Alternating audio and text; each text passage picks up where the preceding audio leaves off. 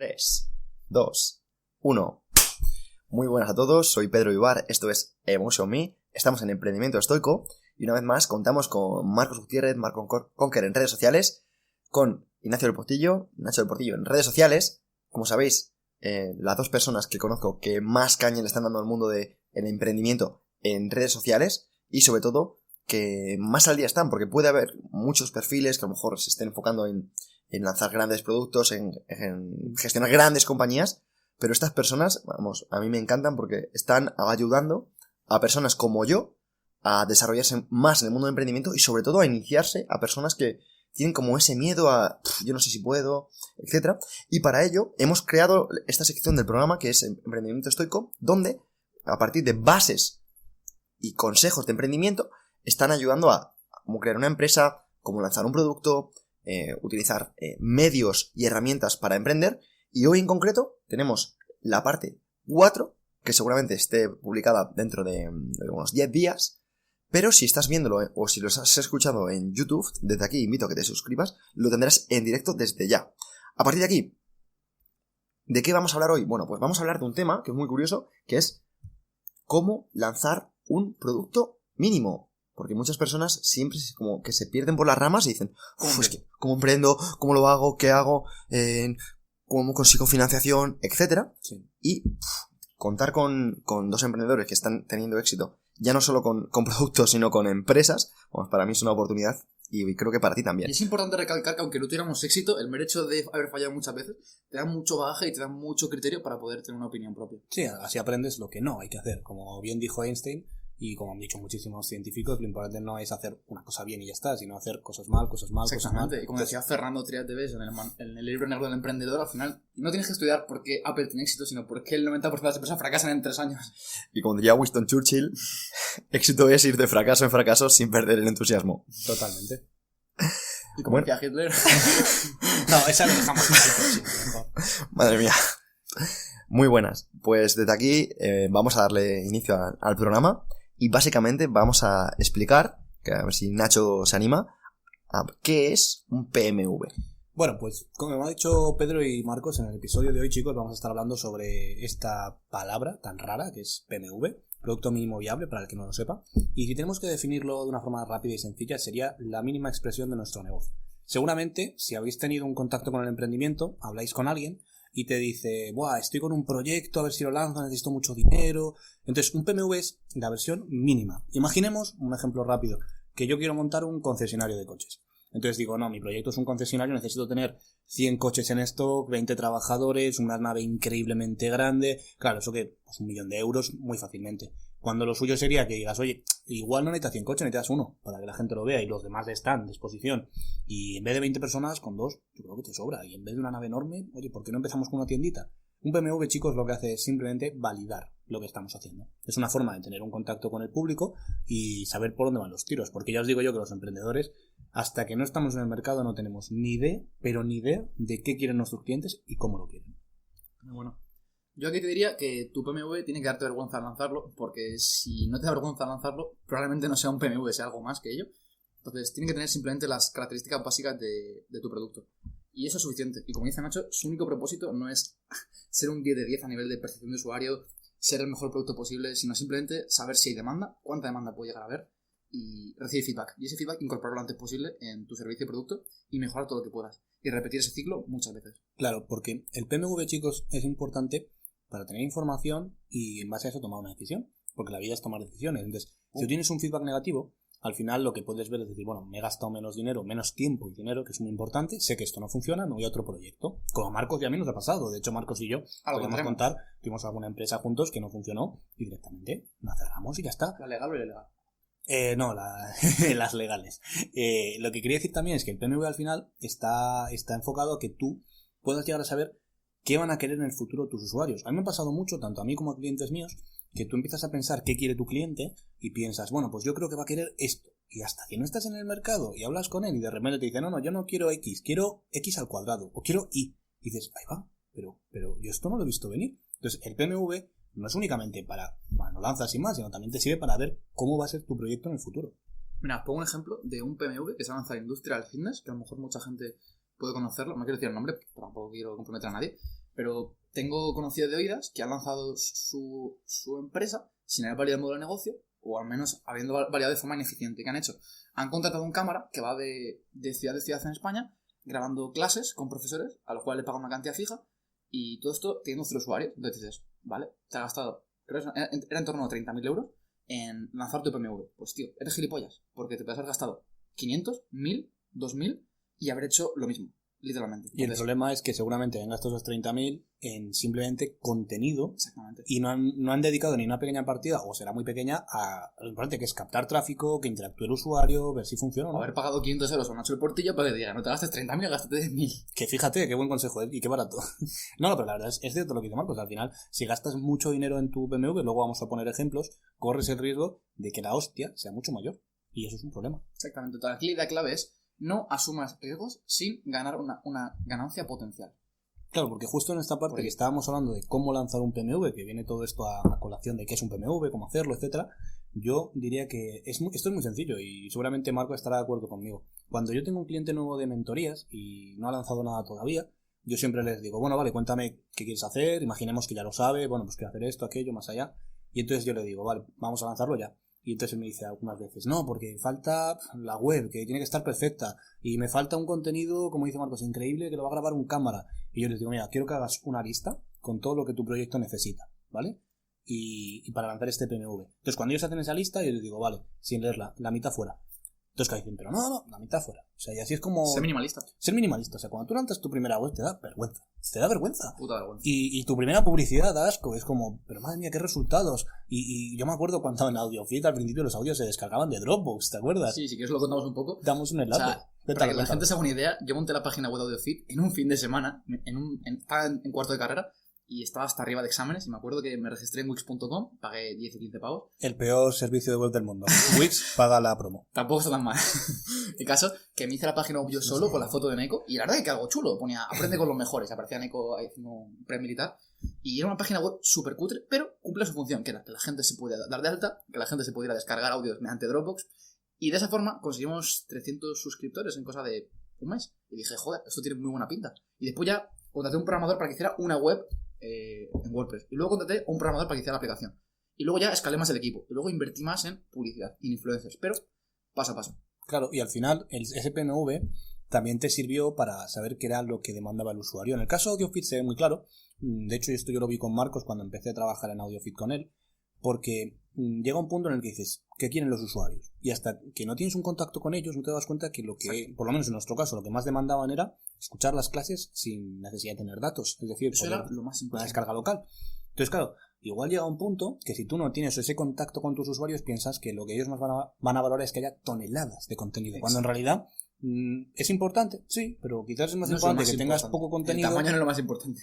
No, que sea de calidad, que puedan usarlo cuando ellos quieran, porque tú imagínate, a ver, la mayoría de gente que escucha un podcast, ¿dónde lo escucha? Yendo al trabajo, yendo al gimnasio, entrenando, paseando, o sea, lo escuchas en casa alguna vez, pero no suele ser lo más normal. Entonces, si ya fuera tienes que estar con los datos, sabiendo que tus mayores competidores no necesitan eso, estás poniéndote una tontería en el camino. Aunque suene muy a cliché, aquí te diría que la comunicación, igual que las relaciones personales, es súper importante con tus clientes. Sí. Entender qué expectativas tienen de ti, qué objetivos cumples tú, qué objetivos satisfaces de ellos.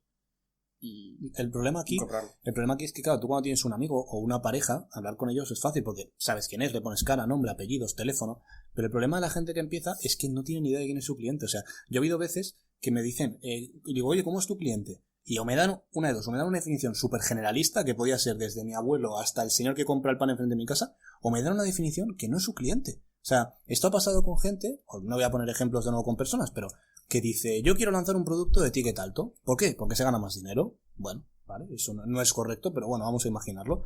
Y entonces dicen, no, me voy a ir a no sé qué segmento, porque como hay dinero, allí voy a vender mejor. Y no tiene por qué, porque quizás no es tu segmento, no te conocen, no destacas. O sea, la idea de voy a estudiar algo o voy a trabajar en algo porque aquí hay dinero es absurda, y si piensas así, es más allá de eso, porque si te das cuenta, al final, yo creo que tanto a vosotros me llegan a mí, que no soy un referente en el mundo del emprendimiento, ¿todavía? Me llegan mensajes como, oye, ¿qué es lo mejor al final para emprender? Digo, me cago en la hostia, ¿qué es lo mejor para emprender? Y es un error, porque al final, si te das cuenta, si tú empiezas en algo buscando solo el dinero y te das cuenta de que el dinero no llega, vas a abandonar.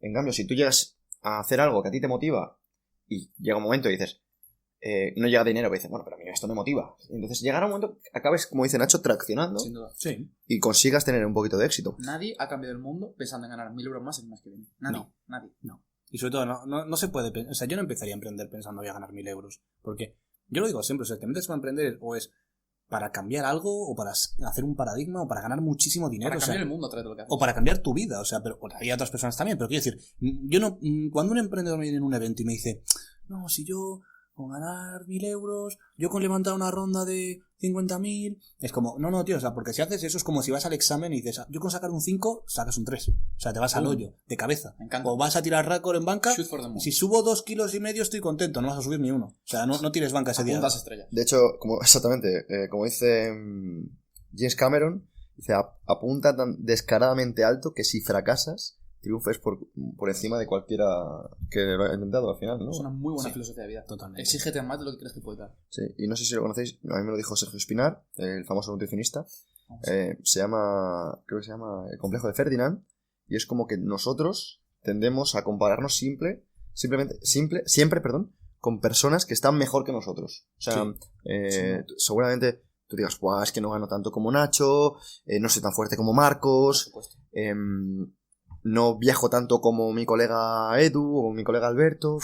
Pero claro, no te estás dando cuenta que facturas mucho más que tu vecino, que estás mucho más fuerte que tus compañeros de gimnasio y que a lo mejor viajas más que cualquiera de tus colegas. Yo te diría que ahí es importante que... Esto me ha pasado a mí también, ¿eh? Tienes que compararte contigo mismo. O sea, ¿por qué? Porque si te comparas con otras personas, hay muchas variables. A ver, de vez en cuando viene bien compararse con otros y tal, pero sí que es cierto que tienes que ser justo, porque tú no sabes qué situación tienes otra persona, para bien o para mal. O sea, yo podría decir, facturo más que X persona, pero yo no sé por lo que ha pasado, la situación que tiene. Y al revés igual, o sea, igual hay alguien que factura mucho más que yo, muchísima gente, y pueden pensar, soy mejor. No tiene por qué. Entonces a mí me gusta siempre a final de año, ya sea en septiembre o en enero, hacer un balance y decir, oye, este año que he aprendido, me he sorprendido a mí mismo, estoy aprendiendo cosas nuevas. ¿Cómo he cambiado? Entonces, si la respuesta es no, vas por mal camino. O sea, yo todos los años, ya lo he hecho en más episodios, yo cada un año digo, es increíble todo lo que he crecido. O sea, y el año pasado yo pensaba que sabía algo, digo, pues es que sé 20.000 cosas más ahora. Y estoy seguro de que dentro de un año, en 2021, estaremos aquí y diré lo mismo. De hecho, sacando un poquito a colación este tema, yo muchas veces me reúno con un grupo de amigos desde hace 10 años. Y son de pocos amigos que conservo desde hace tanto tiempo. Desde aquí un saludo para Agus y Javi, de Somo Crew. Y comentaros que desde 2015 que empezamos a hacerlo, me acuerdo que yo les comentaba, me encantaría abrir un gimnasio. Y ellos me comentaban, porque por ese entonces mi colega Agustín estaba preparando... estaba terminando la carrera, creo. No estaba terminando la carrera, estaba terminando su segundo máster. Y estaba, preparando pues conferencias, charlas. Le estaban llamando de distintos centros para hablar. Ya tenía preparado ¿sabes? Ese tipo de proyectos. Y mi colega Javi, pues de director en un McFit. Y decimos, sería genial en ver cómo estamos el año siguiente. Y me acuerdo que en el año siguiente Javi dejó su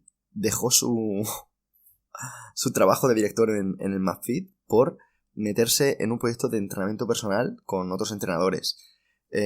Agus ya estaba dando esas conferencias y estaba preparando un proyecto con más personas. Yo me acuerdo que ya había dejado mi gimnasio y estaba abriendo otro más grande.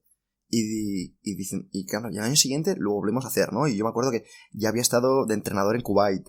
Ellos Javi había dejado su proyecto de entrenadores personales y se había metido en una empresa que se llama Kin, igual que Agus. Y al final, cuando nos ponemos a hacer ese tipo de reflexiones, decimos, estamos muchísimo mejores que lo que habíamos imaginado años atrás, pero es que cada año no deja de superarnos. Yo este año me acuerdo que hablando con ellos, les comentaba, con quien no me podía creer, que pese a haber pasado 6 meses parado, había sido un año maravilloso, habiendo publicado el libro. Ellos han dejado una empresa, para que te hagas una idea, que es el Apple del entrenamiento, que se llama, en España, que os invito a que os informéis, que se llama Kin, que tiene un valor de más de 1 millón de euros. O sea, no, estamos hablando de una auténtica locura de empresa. por crear cosas nuevas. O sea, quiero decir que al final, plantéate que todas estas cosas que ahora mismo te parecen brutales que estás haciendo, tal vez dentro de unos años te parezcan pequeñas. O te parezcan normales. No pequeñas, Tus prioridades cambian. Eso es, sino normales. Y no sé si está como un poco ligado a lo que estamos diciendo de olvídate de estas cosas lineales, ¿no? De esto se hace así, se maqueta así, sino de encuentra el por qué haces esto, Claro. porque al final es lo que va a determinar hacia dónde vas. Yo te diría que la gente que deja Google y Facebook, que gana al mes 10.000 euros, probablemente no deje esas empresas por motivos económicos, ni siquiera de que le traten mal a la empresa, porque se preocupan mucho por ti, sino porque necesitan buscar su porqué en la vida y sentirse realizados. Y quizá encontrar eso en una misma empresa a lo largo de tu vida es muy difícil y necesitas crear algo propio. Bueno, ahí ya entraríamos en una discusión eterna sobre cómo funciona este tipo de empresas y demás. Yo aquí diría que eso va un poco en la persona. O sea, hay gente que sí que es verdad que empieza trabajando en startups o en grandes empresas, pero en el fondo es un emprendedor y se sabe. O sea, al final esa persona se va a ir. O sea, pero da igual lo bien que le trates, lo mal que le trates, porque llegará un punto en el cual, como tú dices, va a querer volar. Exactamente. La gente proactiva se tiende a ir. O bien para ayudar, o bien porque es lo que él quiere hacer para él mismo. Pero al contrario, también hay muchísima gente que se queda trabajando en una Big Four, en una gran tecnológica, se va a quedar toda su vida. O sea, igual no en esa misma, igual se va a otra, porque quiero decir con esto que, a ver, a mí me encantaría pensar que todos estos grandes trabajadores no les importa su salario, únicamente quieren ayudar al mundo y cambiarlo y mejorarlo, pero la realidad es que un gran porcentaje de ellos gana muchísimo dinero y lo que quiere es seguir ganando muchísimo dinero. Y no es lícito, o sea, no es malo, pero hay una parte en la cual la gente a veces prostituye y no dice todo lo que dice para quedar bien. En plan, no, yo es que me voy a crear mi empresa porque ya no estoy contento en Facebook. Y a lo mejor lo que pasa es que me he dado cuenta de que gano 3 veces más montando mi propia agencia que llevando los anuncios A con corto Facebook. plazo lo veo muy difícil, ¿eh? No tiene por qué. A corto plazo. Pero puede ser, aunque no lo consigas, puede ser tu motivación. Y a mí me encantaría que alguien dijera, me he dado cuenta de que ganaría más por mi cuenta que trabajando con otros. Y como para mí, lo importante es ganar yo, pues yo me voy. Y yo diría, chapó, es muy listo, es muy arriesgado, pero es muy listo. Pero a mí lo que no me gustaría es que alguien dijera eso, pero en realidad estuviera diciendo, no, es que yo me voy para ayudar a otro, no sé qué, no sé cuál. Ya, Entonces, no te gustaría hipocresía y que la gente sea clara. exacto. Y aquí justo podíamos comentarlo también con el tema de, ahora que hablamos de hipocresía, de los PMVs caros, que esto es algo que nos han comentado mucho.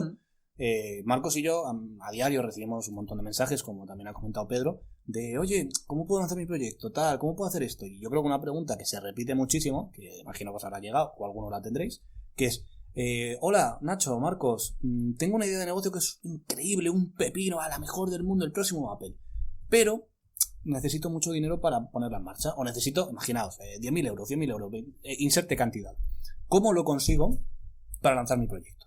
Entonces, yo aquí te diría que, en primer lugar, seguramente no sepas lo que es un PMV, no lo has hecho bien, o sea, repasa todo lo anterior, pero imaginemos que tienes razón. Hay muy pocos ejemplos que se me ocurren, algunos hay. Sí, un Tesla. Un Tesla, sí, una gran empresa, una empresa que esté relacionada con la inmobiliaria, con los seguros, con el fintech. Una red social que necesita mucha atracción, mucho crecimiento. Sí, pero una red social a fin de cuentas también puede crecer mucho en base a la interacción y hacerse viral. Pero para conseguir un buen efecto red, rollo Facebook, Sí, es muy Instagram difícil, casi es muy difícil. sin Pero financiación. al final lo que consigues igual es tener muchos usuarios al principio, tener muy buena pinta y que te compre un Facebook para él llevarlo y escalarlo. Pero yo me refiero al final que imaginemos que tienes una fintech o algo de esto.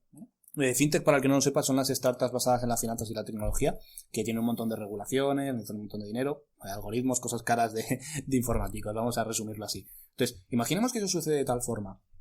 Yo aquí te diría, así en mi opinión, a ver, tengo curiosidad por ver qué opina Marcos también, que yo esto lo he leído algunas veces de otros inversores, y en estos casos donde sí que es cierto que el PMV necesita de tener dinero, o sea, no se puede tener información del mercado antes de meter dinero, lo que se suele valorar muchísimo es que el emprendedor tenga experiencia. Es decir, por ejemplo, un chico que ha fundado Hawkers puede llegar luego a un fondo y decir, oye, voy a crear esta empresa, necesito tanto dinero, no puedo testearlo antes, pero soy el tío de Hawkers, o sea, algo sabré. Entonces, ahí sí que se centra mucho más si cabe, en el perfil del emprendedor. O también es cierto, esto aquí os lo dejo como curiosidad, que hay formas, porque imagino que no nos estará escuchando el fundador de Hawkers, nos estarán escuchando chicos normales como Marcos y como yo, y estos pensarán, ¿cómo puedo hacerlo de esta forma? Pues yo te diría aquí, sé creativo. Te pongo un ejemplo súper rápido. Hubo una vez que unos chicos que yo conocía querían montar una empresa de viajes. O sea, querían montar algo como lo que sería... Ahora no me sale el nombre. ¿Conocéis la empresa esta que tú pagas una cantidad y te dan como un box para ir a algún viaje y no sabes a dónde es hasta 2 días antes? Viaje sorpresa, no sé cómo se llama. Es una empresa, es una startup española. Ellos eran igual que ellos. Y el caso Ellos lo querían montar y no tenían dinero. Y entonces dijeron, ¿cómo podemos impresionar a un inversor? Montaron una landing page, empezaron a generar tráfico, generaron leads y generaron gente interesada, que cuando llegaba hasta el último paso le decía, esto te gusta, lo siento, no está disponible, déjanos aquí tus datos que nosotros te lo diremos. Y se presentaron delante de un inversor, no sé si era con 100.000 o 200.000 solicitudes, por muy poco precio. Entonces claro, el inversor dijo, a ver, esto es indicador de algo. O sea, y si os voy a financiar, no vuestro PMV, sino el PMV que yo considero que es... Así me recuerda un poco como comenzó PayPal, que comenzó, para si alguien no lo sabe, dando 10 dólares para que las personas se pudieran registrar y dando $10 si traías un amigo. Eso al final era inviable. A un 10% diario. O sea, claro, entonces al final estaban regalando dinero y eso realmente solo se pudo realizar en un momento de la historia en el cual estaba todo súper inflado. No, y la gente compraba... Pero hoy en día también se sigue haciendo. O sea, hoy en día Binext, algunas así, lo siguen haciendo. Y ¿sabes? Es muy curioso. ¿Sabes por qué lo hacen las empresas? Porque esos 10 euros, estoy seguro que es el CPA medio que tiene un usuario. El coste por adquisición. Entonces dice, ¿qué prefiero yo? ¿Gastarme esos 10 euros de media? Porque puede ser 12 u 8, en publicidad, en influencers o lo que sea. ¿O me lo gasto en mis usuarios? Además tienen esa percepción. Además, en el caso de PayPal o alguna empresa de estas, está clarísimo porque son empresas de soluciones de pagos. Y ahí podíamos ver el ejemplo de Dropbox, que no pagaba con dinero sino con almacenamiento. Para el que no lo sepa, Dropbox cuando inició nadie lo entendíamos, era la nube, es como, ¿qué es la nube? Y llegó un punto en el que cuando la gente empezó a usarlo, los 2 gigas gratis que te daban, decían, oye, pues no está mal, quiero más, pero no quiero pagar porque esto no lo conozco, esto es una mierda, yo no voy a pagar por esto. ¿Cómo puedo conseguirlo sin pagar? Y dijeron, bueno, pues trae un amigo. Si traes a un amigo, 10 gigas más para ti y 10 más para tu amigo. Y el crecimiento fue exponencial, pero exponencial. O sea, a partir de ahí, cuando pasó el tiempo y la gente ya conocía Dropbox, sí que podían llegar a pagar por él, pero tenían que conocer el producto. Sin duda. Sí, Dropbox es un ejemplo claro de marketing de afiliados, en el que los afiliados son los propios clientes. Y es un ejemplo increíble de éxito. Chicos, tengo una consulta, y es si un servicio mínimo de venta se considera un PMV. Un servicio mínimo viable también es un PMV, o necesita ser escalable para considerarse un PMV. Bueno, yo te diría que es exactamente lo mismo y que la escalabilidad no influye en la función que cumple, que al final está. Sí. A ver, cuando hablamos de producto mínimo viable no nos referimos a producto o servicio, nos referimos a simplemente que es una versión mínima. Claro, que sea un bien físico o que sea un servicio menos escalable no tiene... Te pongo un ejemplo, si alguien quiere montar una agencia de marketing, su PMV sería simplemente crear una landing page con los servicios que oferta, hacer un par de embudos, probar, atraer tráfico, cualificarlo y empezar a vender. Y ahí en ese caso está vendiendo servicios, ningún producto. Yo lo que te diría es que has hablado de escalabilidad y repetibilidad. Y esas son las dos condiciones para una startup. Que mucha gente no las tiene todavía en la cabeza. O sea, dicen, ¿qué es una startup? Una aplicación, una cosa de tecnología, de finanzas, como dicen nuestras madres, ¿no? El Facebook, el no sé qué. No. Maquinitas. Maquinitas, exacto. O sea, al final, una startup es escalable y repetible. Ya está. Y da igual, y puede ser un tema tecnológico, un tema farmacéutico, un tema de marketing, un tema de finanzas. Hasta el tema más aburrido del mundo, hay ejemplos donde hay escalabilidad y repetibilidad. Vale, pues ya me lo he dejado claro. Chicos, ¿qué opináis de las aceleradoras? O sea, ¿a qué se le puede considerar hoy por hoy una aceleradora o una incubadora? ¿Y qué creéis que a lo mejor utiliza eso como... realmente como... Sí. Bueno, desarrollarlo mejor, un poquito por dónde va. La idea básica de una aceleradora o una incubadora es acoger proyectos que están en una fase inicial. Sobre todo suele ser proyectos cuyo fundador no tiene mucha experiencia, muchos conocimientos emprendiendo, y lo que hacen es aportarte muchísima formación práctica de cara a que tu negocio consiga financiación, se lance al mercado con éxito, tenga muchísimo éxito a nivel de ventas, cómo mejorar tu idea de negocio, tu modelo de negocio y ponerte en contacto con otros inversores. Entonces es un proceso que dura varios meses normalmente, en el que la gente viaja, pues por ejemplo, la más conocida es Y Combinator y Combinator, que está en California. Y luego está también la de Peter Thiel, que se llama de Peter Fan o algo así. ¿Quién? Y de Peter Fellowship, perdona. Sí. Y es un pepino de incubadora. Entonces te diría que es algo muy interesante si tienes poca experiencia. Si no, probablemente no te interesa. Sí, o sea, a ver, yo te diría que hay una diferencia entre aceleradora e incubadora, porque al final tenemos que aprender cuáles son las fases de un proyecto. Está la fase semilla, que es la que todos conocemos, que es la fase inicial, pero antes está la presemilla incluso. El problema de aquí... Mira, con los emprendedores pasa una cosa como con la gente que empieza a entrenar. Un tío que empieza a entrenar, ¿qué te suele decir? No, yo soy intermedio, yo no soy novato. Yo ya he ido 4 veces al gimnasio.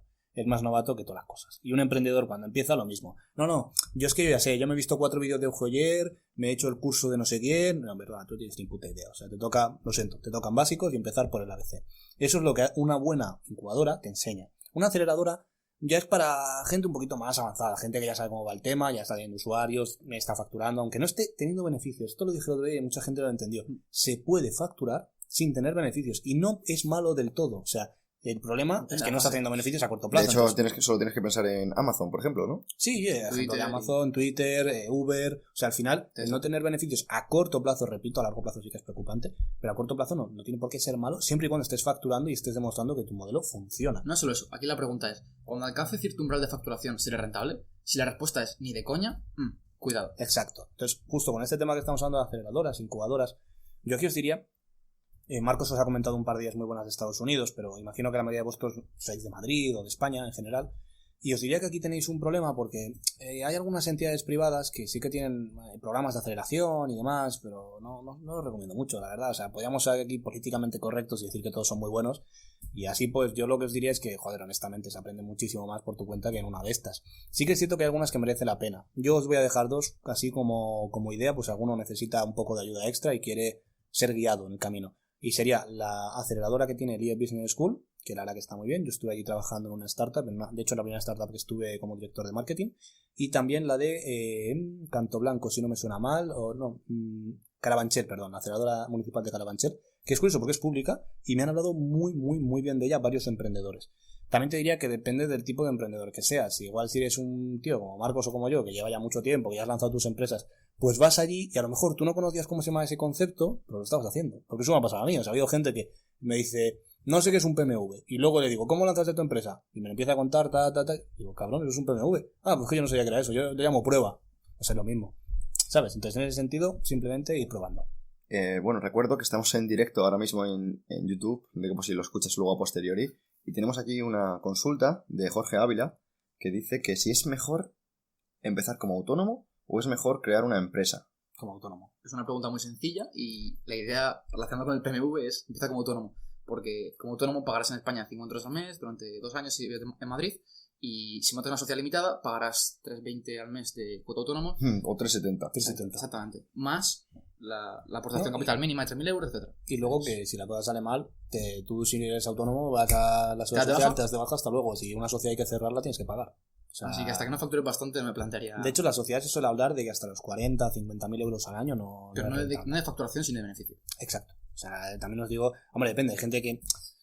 normalmente los servicios digitales casi todo es beneficio, menos 4 o 5 costes fijos, porque la mayoría de gente que emprende hoy en día, sí, bueno, si hablamos ya de influencers, hablamos de publicidad, de gastos, etcétera, pero no suele ser lo normal. Entonces yo diría que hasta que no facturéis por lo menos esas cantidades, no os lo penséis.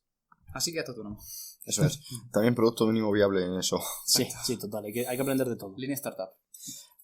Chicos, yo tengo una consulta, y es que, bueno, viendo un poquito, sobre todo por redes sociales, ¿no? El tema tengo este curso, tengo este producto, tengo este servicio, etcétera. Cada vez veo como que cada vez hay más oferta.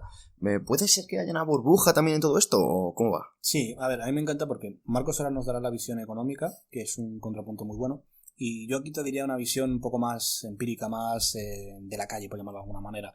Yo lo que te voy a decir es que sí que creo que puede haber a corto plazo una burbuja de startups. Tú me estás hablando justo de dos burbujas. Por un lado está la burbuja de las startups y por otro lado la burbuja de los infoproductos. Entonces yo sí que creo que llegará un punto donde puede haber una pequeña burbuja de infoproducto, pero tampoco creo que sea una burbuja como tal y que de repente caigan todas las ventas y nadie compre. Yo creo que simplemente los que son malos se van a ir del juego. O sea, así de sencillo. Esto es como cuando empezó YouTube y había 10 youtubers. Pues no hacía falta ser muy bueno para destacar, porque había 10. Entonces, ¿qué pasa? Que cuando empezaron a entrar chavales, yo he visto a youtubers que empezaron cuando Rubius, que ya no existen en YouTube. Y digo, hostia, tío, se empezaron cuando Rubius. Y Rubius tiene ahora 36 millones de suscriptores.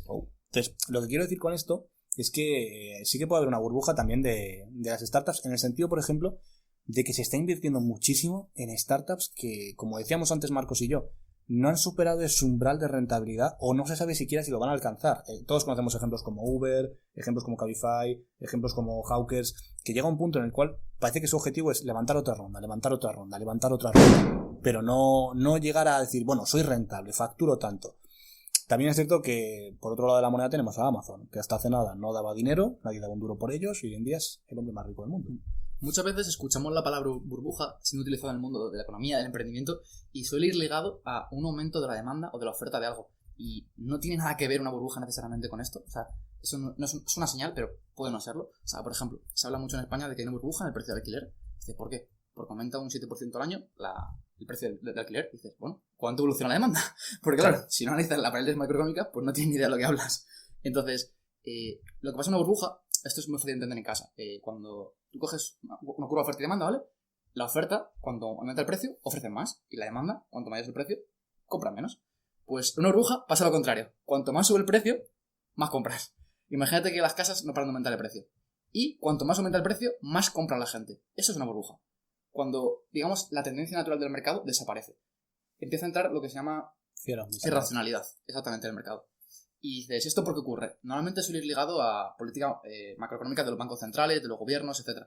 Entonces, en el caso de las startups, te diría que puede estar ligado, por ejemplo, a las políticas de los bancos centrales, en España y Europa, de aumentar mucho la cantidad de crédito de la economía y ese dinero que se filtre en las startups o que se levanten muchas más rondas de empresas que son zombies o que están destinadas a fracasar.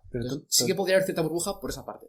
Pero ¿tú no crees que también hay una burbuja porque cada vez más gente tiene miedo a quedarse fuera? Tiene cada vez más miedo a perdérselo. O sea, te pongo un ejemplo. En 2007, cuando, vamos a poner ejemplo una familia media, llegaba el cuñado y me compró un apartamento en la playa. Bueno, me he comprado dos. Me he comprado uno para mí y otro para tenerlo, para alquilarlo y tal. Y cuando eso acababa la comida, ¿qué le pasaba al tío, al hermano de este hombre? Joder, mi hermano ha comprado dos apartamentos, tal, me voy a quedar yo fuera. Y digo, oye, Paqui, teníamos que comprar uno, tal, como inversión. Y entonces ese se lo contaba al del bar. Y el del bar hacía lo mismo. Entonces, con las startups yo creo que ha llegado un punto en el que está pasando lo mismo con los inversores, con la diferencia de que ellos no compran un apartamento de 200.000 euros, compran una empresa por 200 millones. Y estos son cifras que la gente dirá, wow, 200 millones. 200 millones no es tanto, 1.000 millones fue lo que costó WhatsApp. Lo que quiero decir con esto es que se están comprando muchas startups por 60 millones, 80 millones. De hecho, yo os animo a que os suscribáis a la newsletter de TechCrunch, donde de vez en cuando te van contando los exits que hay en el mundo y tú de repente ves que Alphabet y Facebook están comprando todo. Y eso también puede estar haciendo que cada vez más inversores vayan a lo loco y digan, es que me voy a perder esto, es que no me... Joder, macho, tuve el Facebook de hace 10 años, no invertí. Entonces yo creo que eso también puede ser... Esto es lo que se llama en inglés FOMO, o Fear of Missing Out, el miedo a perderte una oportunidad, pero llevado al extremo. Esto es lo que acabo de explicar justamente, lo que se llama la teoría del tonto más grande, que es comprar algo pensando, vale, esto no sirve para nada, yo no lo quiero, pero va a haber un tonto que venga detrás y me lo compre el doble de caro. Y cuando la gente empieza a pensar así, cuando la gente empieza a comprarse casas pensando que otro va a comprar más, es cuando empieza a entrar la burbuja. Y es cuando empieza a haber irracionalidad, hipotecas a 50 años, sin poner nada por adelantado, empieza a haber barbaridades. Y cuando empieza a haber esa época de vacas gordas, aparentemente, es cuando tú tienes que ser un contrarian investor y decir, hostias, que la gente es una despilfarradora, no está ahorrando, está tomando decisiones irresponsables, trabas tú, ahorra dinero, y cuando cae el mercado inmobiliario un 50%, te compras un piso a mitad de precio. Pero yo te diría una cosa, iríamos más allá, que este mundo es muy interesante. Yo te diría que para que una burbuja haga ese efecto tan negativo que nosotros asociamos, como la burbuja inmobiliaria, no solo hace falta ese agente que está haciendo la teoría del tonto más grande, sino, bueno, voy a comprar para enriquecerme porque yo creo que hasta eso es más o menos lícito, todos queremos hacerlo. Eso es importante. Ese tío no podría hacerlo si no hubiera un banco central imprimiendo dinero y dándoselo. Si no hubiera ese ahorro ficticio, aparentemente, ese tío no podría comprarse una casa para hacer eso. Totalmente de acuerdo, pero es como el alcohol en una fiesta. Te voy a poner un ejemplo. Bueno, el caso de la quiebra de Lehman Brothers, las hipotecas subprime, es cierto que la culpa fue en parte de los usuarios que pedían una hipoteca sin tener ningún tipo de garantía, luego los impagos, pero también de todas esas personas que agruparon esos bonos, que eran bonos basura, en AAA, gracias a la calificación de Fitch, Moody, Standard & Poor's, y se enriquecieron en base a ello. Lo que quiero decir es que hacen falta dos agentes para que esto salga mal. Y en el caso de las startups... El camarero y el que provee el alcohol. Exacto. Y en el caso de las startups yo te diría que ese camarero es el usuario que crea esa empresa y sabe que es todo mentira. Y aquí, mira, un día voy a grabar un episodio con Pedro de uno de los mayores estafas que ha habido en Silicon Valley, que fue una empresa que prometía que había creado un aparatito para hacer test de sangre instantáneos. Era todo falso. A mí me pasó lo mismo con una empresa que vi que vendía una exprimidora de $300, que era natural, bio, sin gluten, te hacía el zumo increíble, súper rápido, y luego se dieron cuenta que era una estafa, que en realidad eso lo compraban a otra empresa y que eso ya existía y que estaban vulnerando no sé cuántas leyes de copyright y esa empresa tenía creo que eran más de 10 millones ya en financiación. Pues lo que te quiero decir es que por un lado está la gente, pero por otro lado tenemos a la persona que lo facilita, en este caso sea el emprendedor o las agencias de calificación en su día que calificaron con AAA. Aquí hay un punto muy importante, más a nivel de teoría económica, es que las burbujas tienen que pinchar. Si una burbuja no pincha, tu economía entra en zombificación, que se llama. Pasa como en Japón. Vamos, sí. Porque si la burbuja no pincha, esos recursos que están siendo ineficientes en ese área de la economía tienen que trasvasarse a los sectores eficientes. Un ejemplo más práctico. Imagínate que tú tienes una fábrica de DVDs, ¿vale? Y nadie quiere DVDs. Si tú como banquero central haces que esa fábrica de DVDs, que no sirve para nada, que nadie quiere DVDs, que sus trabajadores deberían irse a Facebook, a Google, a AudioFeed, no sean despedidos, lo que hace es que esa empresa de baja productividad se quede ahí y no vaya a empresas de alta productividad. Exacto. Y tu productividad se estanca, los salarios reales se estancan, como ya pasando en Europa y en Estados Unidos 30 años y en Japón, y es cuando empieza a haber pues auge de partidos populistas, aumento de la desigualdad, etc. Y al final eso va a acabar pinchando básicamente porque si te pones a pensar un poco, piensa que cada vez el mundo va evolucionando, ¿no? Entonces, lo que antes se consumía, ahora mismo no se consumía, antes a lo mejor se producían millones y millones de cámaras de vídeo al año, cámaras de fotos al año, Sí. y a lo mejor cada vez hay más teléfonos móviles. Entonces, ese tipo de demandas no se están sosteniendo por ningún lado. Nadie está comprando una cámara de vídeo, o si alguien compra una cámara de vídeo, antes se compraban 200, ¿no? Entonces, si eso se escala, llegará un momento que eso tiene que pinchar por algún lado. Todas esas fábricas van a acabar cerrando. Y estamos hablando de cámaras de vídeo, pero lo mismo con grabadoras, lo mismo con una serie de Despertadores, por ejemplo. despertadores, librerías, porque al final cada vez se venden más libros digitales, Amazon, y piensa que estas burbujas muchas veces, simplemente por las buenas intenciones que muchas veces comenta Marcos, no son suficientes. Al final, que un Estado quiera que la gente no sea Manejar la economía como en la URSS, pues no suele salir bien. Sí, exactamente. Simplemente por el hecho de que no quiera que personas se queden en la calle A corto plazo. a corto plazo, piensa, pero que al final es un medio natural de supervivencia. Porque, claro, si tú tienes una fábrica de velas, pero te das cuenta de que con linternas vas a llegar más lejos. Que los trabajadores vayan a la fábrica de linternas. Sí. Claro, eso es. Sí, a mí en ese caso de las velas sí, pero yo creo que, ponemos un ejemplo, o sea, en el caso de la crisis económica, hay mucha gente que dice, ¿por qué no dejaron quebrar a los bancos? Porque no se podía dejar quebrar a los bancos. Sí, se podía. Era muy peligroso. Bueno, esto si queréis, chicos, como es un tema que Es se eso, puede tenemos desarrollar. las formas que se podrían haber Bueno, hecho. vamos a dar un minuto a cada uno, pero vamos, no es un tema que quiera desarrollar porque conozco a esta gente y si no, vamos a tener que cancelar nuestra cita de comer. Súper rápido. Nada, simplemente en el caso de las startups, hay fondos que no permiten que esta startup quiebre porque tal cantidad de inversión llevan hasta ahora que como se bajen de ese burro, es que no pueden bajarse. O sea, ya no solamente por los miles de millones que perderían, sino por la credibilidad y la imagen de marca. O sea, Facebook, por ejemplo, con Oculus Rift, la empresa de realidad virtual de las gafas, se pegó un ostión cuando la compró, no paró de meter pasta, hasta que por cojones la ha levantado, porque no se podía bajar de ella. Hay algunos casos en los que sí que esas empresas dejan esa línea de negocio y la cierran incluso. Claro, No pasa porque nada. si en realidad te arriesgas Es mucho. un costo hundido, ¿vale? Pero Ya, pero el problema es, ¿y si ese coste hundido te hunde directamente porque arruina tu reputación? Porque, pues esto es como en bolsa, puedes poner un stop loss, ¿no? Y decir, bueno, pues no invierto más de aquí. claro, si ese sería lo correcto, pero ahí entraríamos también en el componente humano, que hay muchos inversores. Depende de cada caso. Y sobre el tema de los bancos, es un mito de que los bancos no podrían haber quebrado, porque cuando una empresa quiebra hay dos tipos de formas de rescatarla. Una es el bail-in y el bail-out. Lo que nosotros hicimos fue socializar las pérdidas, fue el Estado te rescata. Y ¿sabes? Hay una forma mucho mejor. ¿Sabes cuál es? Que los propietarios de la empresa asuman la pérdida y los que tenían deudas con los bancos se convierten en los propietarios. Entonces, los accionistas lo pierden todo. Y los que tenían deudas, por ejemplo, los depositantes, se hacen accionistas de los bancos. De esa forma el Estado pone 0 euros y esto es un mecanismo de rescate privado. Qué bueno. Es buenísimo. Y este es mecanismo de rescate se implantaron en la Unión Europea hace un par de años. Y es el mecanismo de rescate que se propuso para la Banca Europea hace 10 años por la parte del sector liberal. Y nadie le hizo ni puto caso. Y ahora la Unión Europea le da la razón. O sea que es un mecanismo que implica no el uso del Estado y permite rescatar a los bancos. Obviamente no es perfecto, pero... Sí, es un tema que daría para... Sobre todo es muy importante utilizar este mecanismo porque no entras en lo que se llama en inglés moral hazards. No entras en riesgo moral. O sea, si tú tienes un banco, cada vez lo hace más grande y tu incentivo ¿cuál es? Coño, tomo muchísimo riesgo, gano mucho dinero y si fallo me rescatan. Eso es muy peligroso, es una señal muy, muy, muy perversa que no puede mandar a la Sobre todo porque al final, no, a la hora de crear un banco no es algo libre. O sea, por ejemplo, crear por ejemplo, una farmacia, pese a todo lo que cuesta y la licencia que cuesta. El sector bancario es el sector más regulado de la economía. Exactamente, al final es con muy... razón también. No, con razón no. Todo lo contrario. Si regula mucho un sector, no hay competencia. Y si no hay competencia, se perjudica al ¿No ves que haya competencia en el sector bancario por hoy? Muy poca, está muy restringida. ¿Tú puedes montar un banco? Sí. ¿Cómo es fácil montar un banco? Eso es otra pregunta. ¿Cómo de fácil es montar? Hay una casa de apuestas. Por barreras legales. Lo mismo, pero una casa de apuestas, un hospital privado... Por eso. ¿Igual de mal? No, porque en ese caso las restricciones no son... Yo no las veo de cara a decir voy a putear al emprendedor que entra de nuevas, porque en el caso del fintech tenemos... No, yo no hablo de intenciones, hablo de resultados. No, en el caso Tú de pones una barrera así y va a entrar mucha menos gente. Es normal.